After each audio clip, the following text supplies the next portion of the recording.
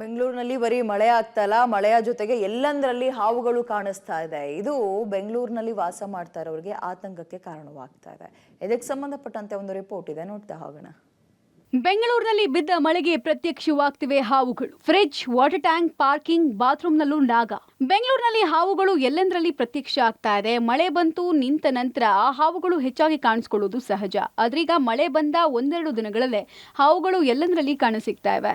ಬಿರು ಬಿಸಿಲ ನಡುವೆ ಹಲವು ದಿನಗಳು ಬಿಲಗಳಲ್ಲೇ ಹೆಚ್ಚಾಗಿ ಉಳಿದಿದ್ದ ಹಾವುಗಳು ಒಂದು ಮಳೆಗೆ ಬಿಲದಿಂದ ಹೊರಬರೋಕೆ ಆರಂಭಿಸಿದೆ.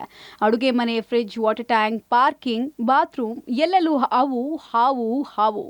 ಹೀಗಂತ ಜನ ಉರುಗ ತಜ್ಞರನ್ನ ಸಂಪರ್ಕ ಮಾಡ್ತಾ ಇದ್ದಾರಂತೆ. ಬರಬಾರದು ಬೇಸಿಗೆ ಕಾಲ ನಿಂತ್ಕೊಳ್ಳೋಕ್ಕಾಗಲಿಲ್ಲ. ಬೇಸಿಗೆ ಕಾಲದಲ್ಲಿ ಅಂಥದ್ರಲ್ಲಿ ಪ್ರಾಣಿ ಪಕ್ಷಿಗಳೆಲ್ಲ ಹಾವುಗಳೆಲ್ಲ ದಿಕ್ಕಾಪಾಲ ಆಗ್ಬಿಟ್ಟು, ಹಾವುಗಳೆಲ್ಲ ಇಲಿ ಬಿಲ್ ಒಳಕ್ಕೆ ಹೋಗ್ಬಿಟ್ಟು, ಪಕ್ಷಿಗಳೆಲ್ಲ ಗೂಡಿಗೆ ಸೇರ್ಕೊಬಿಟ್ಟು ಅಂಥ ಪರಿಸ್ಥಿತಿ ಬಂತು. ಇವಾಗ ಮಳೆರಾಯ ಬಂದು ದಡಾರ್ನ ಸುರಿದ್ಬಿಟ್ಟ. ಸುರಿದ ತಕ್ಷಣ ಎಲ್ಲ ಗೋಲ್ಗಳಿಗೆಲ್ಲ ನೀರೊಳಗೆ ಹಾವು ಮಲಗಿರೋ ಜಾಗಗಳಿಗೆಲ್ಲ ನೀರು ಹೊಂಟೋಯ್ತು. ಆಗ ಹಾವುಗಳೆಲ್ಲ ಮನೆ ಕಡೆಗೆ ಬಂದವೆ. ದಯವಿಟ್ಟು ಮನೆ ಕಡೆಗೆ ಬಂದವೆ, ಜೋಪಾನ ಜಾಗ್ರತೆಗಿರ್ರಿ. ಹಾವುಗಳು ಮನೆಗೆ ಪ್ರವೇಶ ಮಾಡಿದೆ, ದಯವಿಟ್ಟು ತಕ್ಷಣವೇ ಉರುಗ ತಜ್ಞರು ಫೋನ್ ಮಾಡಿ ಅರ್ಧ ರಾತ್ರಿ ಬಂದು ಆ ರಕ್ಷಣೆ ಮಾಡಿ ಕಾಡಿಗೆ ಬಿಡ್ತಾರೆ. ಈ ಮಳೆಗಾಲದಲ್ಲಿ ಎಚ್ಚರಿಕೆಯಿಂದ ಇರ್ರಿ. ಬೆಂಗಳೂರು ನಗರ ಸುತ್ತಮುತ್ತ ಹಾವುಗಳು ಸಂತತಿ ಜಾಸ್ತಿ ಇದೆ. ಬಿಬಿಎಂಪಿ ಝೋನ್ಗಳಲ್ಲಿ ಹೆಚ್ಚಾಯಿತು ಸ್ನೇಕ್ ಕಂಪ್ಲೇಂಟ್. 3 ದಿನಗಳಲ್ಲಿ ನೂರಾರು ಹಾವುಗಳ ರಕ್ಷಣೆ ಮಾಡಿದ ಉರುಗ ತಜ್ಞರು. ಮಳೆ ನೀರು ಬಿಲಗಳಿಗೆ ನುಗ್ಗಿದಾಗ ಜಾಗವಿಲ್ಲದೆ ಹಾವುಗಳು ಹೊರಬರ್ತವೆ.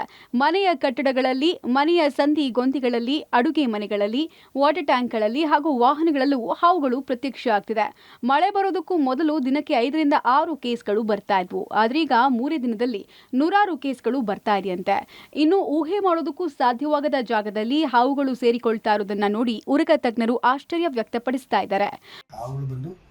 ಕೋಲ್ಡ್ ಬ್ರೀಡೆಡ್ ಅನಿಮಲ್ಸು, ಹಂಗಾಗಿ ಅದಕ್ಕೆ ಜಾಸ್ತಿ ಹೀಟು ಬೇಡ, ಜಾಸ್ತಿ ಕೋಲ್ಡು ಬೇಡ, ನಾರ್ಮಲ್ ಟೆಂಪರೇಚರ್ ಬೇಕು. 30 ಡಿಗ್ರಿ ಟೆಂಪರೇಚರ್ ಬೇಕಾಗಿರುತ್ತೆ. ಈಗ ನೋಡ್ತಾ ಇದ್ದೀವಿ, ಈಗ ಬೇಸಿಗೆ ಸಂಖ್ಯೆಲಿ ಈಗ ಮಳೆ ಬರ್ತಾ ಇದೆ. ಸೊ ಅತಿ ಹೆಚ್ಚು ಮಳೆ ಬರೋದ್ರಿಂದ ಏನಾಗುತ್ತೆ ಅಂದರೆ ಹಾವಿಗೆ ಎಲ್ಲಿ ಓಲಲ್ಲಿರ್ಬೋದು, ಮೂರೆಯಲ್ಲಿರ್ಬೋದು, ಎಲ್ಲಿ ಕೂತಿದೆ ಆ ಜಾಗದಿಂದ ಸೊ ನೀರು ಎಲ್ಲಿ ಬರಲ್ಲ, ಸೊ ಅಲ್ಲಿ ಹಾವುಗಳು ಬರೋದು ಕಾಮನ್ ಆಗಿದೆ. ಕೋಲ್ಡ್ ಜಾಸ್ತಿ ಆದಾಗ ಏನಾಗುತ್ತೆ ಅಂದರೆ ಇದು ಹೀಟಿರೋ ಜಾಗಕ್ಕೆ ಬರುತ್ತೆ. ಅಂದರೆ ಕಿಚನ್ ಇರ್ಬೋದು, ಕಾರ್ ಒಳಗಡೆ ಇರ್ಬೋದು, 2 ವೀಲರ್ ಇರ್ಬೋದು, ಸೊ ಕಾರ್ ಗ್ಯಾರೇಜ್ ಒಳಗಡೆ, ಸೊ ಈ ಥರ ಜಾಗಗಳಲ್ಲಿ ಆ ಹಾವುಗಳು ಸರ್ವೇಸಾಮಾನ್ಯ ನೋಡ್ಬೋದು. ಸೊ ನಾವು BBMP ಲಿಮಿಟ್ಸ್ ನಾವು 8 ಝೋನಲ್ಲಿ 7 ಜನ, 6 ರಿಂದ 7 ಜನ ಇದ್ದೀವಿ ನಾವು ರೆಸ್ಕ್ಯೂರ್ಸು. ಸೊ ಹಿಂದೆ ಎಷ್ಟು ಕಾಸ್ಟ್ ಬರ್ತಾ ಇದೆ ಅದಕ್ಕೆ ಈಗ ಜಾಸ್ತಿ ಕಾಸ್ಟ್ ಬರ್ತಾ ಇದೆ.